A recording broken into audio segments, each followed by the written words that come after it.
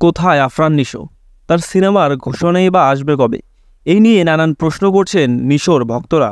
মূলত অনেক আগেই আফরান নিশোর দুটি সিনেমার অফিসিয়াল ঘোষণা আসার কথা ছিল, কিন্তু দেশে চলমান বৈষম্য বিরোধী ছাত্র আন্দোলন ও পরে সরকার পতন, এইসব কারণে দেশে আপাতত বিনোদন জগতের সব কাজ বন্ধ আছে, যার কারণে আফরান নিশোর সিনেমার কোনো ঘোষণা এখনও আসেনি। তবে দেশ স্থিতিশীল হওয়ার সাথে সাথেই সবাই আবার কাজে ফিরবে বলে ধারণা করা যাচ্ছে।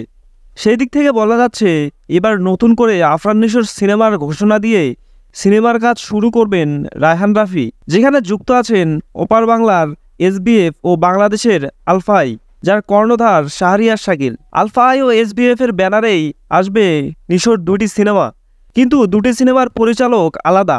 একটিতে আছেন রায়হান রাফি ও আরেকটিতে আছেন নাট্য নির্মাতা ভিকি জায়েদ।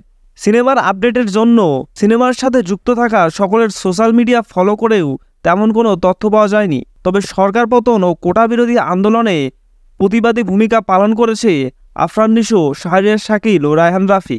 দেশের এই অবস্থায় মূলত সিনেমা নিয়ে কোনো তথ্য শেয়ার করেনি পরিচালক।